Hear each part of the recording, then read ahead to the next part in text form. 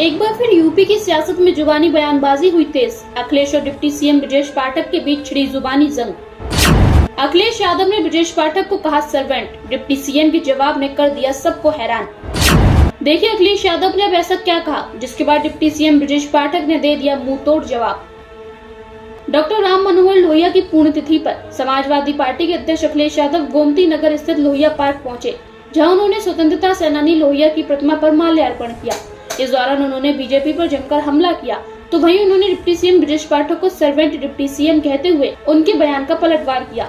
सपा अध्यक्ष अखिलेश यादव ने लोहिया जी की मूर्ति पर माल्यार्पण करने के बाद कहा, क्या समाजवादी लोग यहाँ इकट्ठे हुए हैं। डॉक्टर राम मनोहर लोहिया की पुण्यतिथि पर हर साल इसी तरह से मिलते हैं। हम उन्हें इसलिए भी याद करते हैं कि आज के समय में उनका समाजवाद का सिद्धांत प्रासंगिक है। देश की और समाज की तमाम समस्याओं का समाधान समाजवादी रास्ते से ही है। अखिलेश यादव ने कहा कि डॉक्टर लोहिया ने समाज को एकजुट करने का पाठ पढ़ाया। उन सिद्धांतों को लेकर नेताजी और हम लोग आगे संघर्ष कर रहे हैं और आगे भी करते रहेंगे।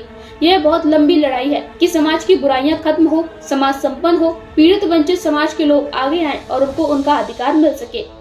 आज भी जब हम लोग डॉक्टर लोहिया को याद करते हैं तो यह भी याद करें कि एक समय ऐसा आया था जब डॉक्टर भीमराव अंबेडकर और डॉक्टर लोहिया मिलकर एक साथ काम करना चाहते थे। सपा अध्यक्ष ने कहा कि आज संविधान पर हमला हो रहा है और संविधान जिस दिन खत्म हो जाएगा उस दिन हमारी और आपकी आजादी छिन जाएगी, हमारा कानून छिन जाएगा और भारतीय जनता पार्टी इस रास्ते पर समाज और लोगों को ले जा रही है। महंगाई, बेरोजगारी अपनी चरम सीमा पर है।